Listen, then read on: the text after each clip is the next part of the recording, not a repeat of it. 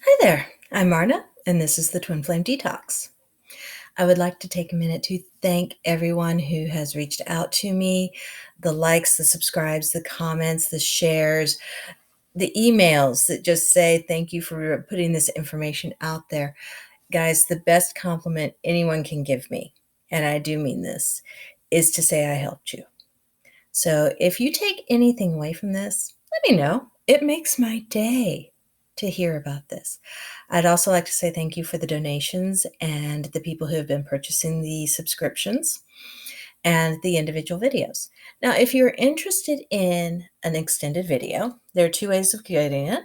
You can either purchase the individual extended or you can purchase the extended playlist. Now, to be honest, purchasing the playlist is the better value, just not only on the number of videos you get, but also because there is exclusive content that is only available when you purchase those playlists. If you have any interest in purchasing anything, information is right down here in the box. All you have to do is open that up and reach out. I'm here. So right now we're talking about divine masculine, divine feminine, and universal consciousness. If you remember from part 1, I did do a video on what those are, but we need to go a little bit more in depth, don't we? I mean, we're getting into the serious nuts and bolts of energy work, and as your understanding of energy grows, so will your understanding of these concepts. In fact, I would highly recommend you go back and re-listen to the part 1 videos a second time once you've finished part 2, because you will hear them from a different perspective. So, divine masculine, big He-Man warrior protector. Divine feminine, nurturer, gardener, the person who makes things grow. Universal consciousness, the thought process, the superego that unites it all. We all have all 3 of these within us. If we did not, we would not be thinking sentient beings on the earth plane. That's just how it is. Yes, even animals and plants have attributes of masculine, feminine, and universal consciousness on it.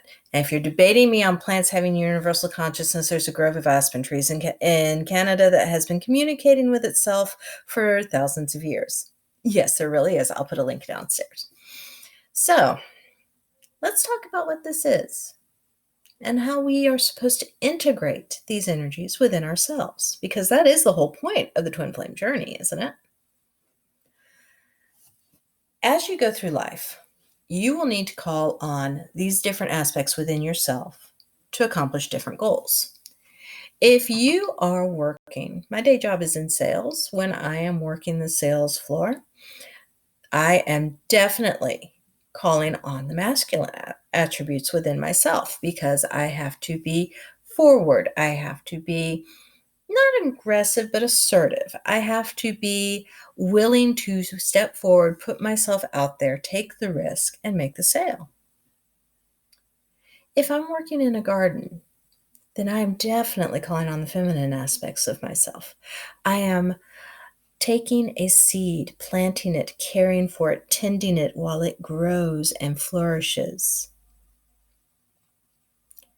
And at one point in my life, I was an academic. You want to talk about the universal consciousness being activated? I can get into an in-depth conversation about just about anything. I mean, you've heard me go on about quantum physics.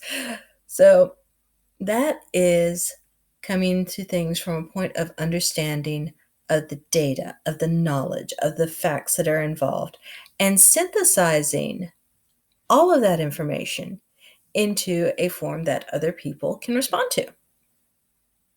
So there are all 3 aspects just shown in my life, and I know they are shown in yours.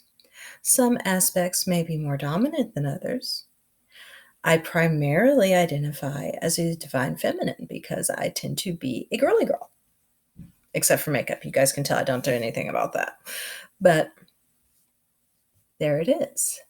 I prefer embodying the feminine aspects of myself. That is a personal choice. I mean, just because we're twin flames doesn't mean we give up free will. However, I also recognize the importance of the other aspects. If I'm in an in-depth philosophical conversation, you better believe I'm drawing heavy on the universal consciousness. I also draw heavily on universal consciousness when I start channeling information. And, oh, by the way, if anyone is interested in a channeling session, let me know. I'm here. So, universal consciousness is what allows me to tap into the 5D and above. It is what allows me to tap into the esoteric. It's also what allows me to recognize the environmental energies around me. The universal consciousness works on a level beyond human conscious thought. It is our background program. It is running all the time. When you get a feeling of intuitive knowledge, just that, I probably shouldn't walk down that alley, it just doesn't feel right. That is your universal consciousness speaking to you and through you. The universal consciousness at that point in time has identified a number of characteristics within that space that it deems indicative of an unsafe space. You do not consciously think that you're doing this, but it is still being done. Your eyes are taking in this information. Your nose is taking in this information. Your hearing is taking in this information. This information is being synthesized together to form a cohesive feeling of unease. Something isn't right. Even if you can't put your finger on what that something is, your gut is telling you something isn't right. That is the universal consciousness within you. Now then, if you think about it, you know people who embody all three of these. You know someone who is very much the He-Man type. You know someone who's very much the into the guy thing. And this may be on a physical level, someone who presents as a female.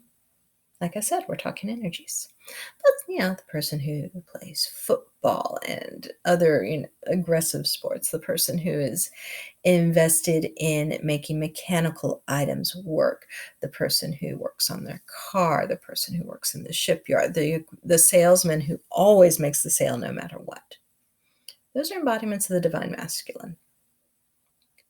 You know someone who is the universal mother. You know someone who is the nurturer. You know someone who is always out there taking care of anyone and everyone. You see the divine feminine quite a bit in nurses and physicians, particularly those who are concentrating on patient-first care. And again, it could very easily be a man embodying the divine feminine. Or, well, I shouldn't say a man. It could very easily be someone who presents as masculine, who is embodying the divine feminine. These are energies, not physical containers. And you probably know someone who is a bookworm, who has their nose constantly in a book, who is the font of random information. This is the person you want on your trivia team when the bar is open. This is the person who excels in telling you things you didn't know. This is also the person who is most likely to look at you and say, we need to do this on a whim and have something incredible come out of it. That is an embodiment of the universal consciousness. So yes, all three do incarnate here. But all three also have aspects of the others. I know it gets confusing. That's why I say go to the extended videos, because the extendeds are 30 minutes long, depending on which one it is. But there's your overview of divine masculine, divine feminine, and universal consciousness. Next video is talking about integration. So thank you for joining me. I'm Marna, and this is the Twin Flame Detox. I'm so happy you're here with me.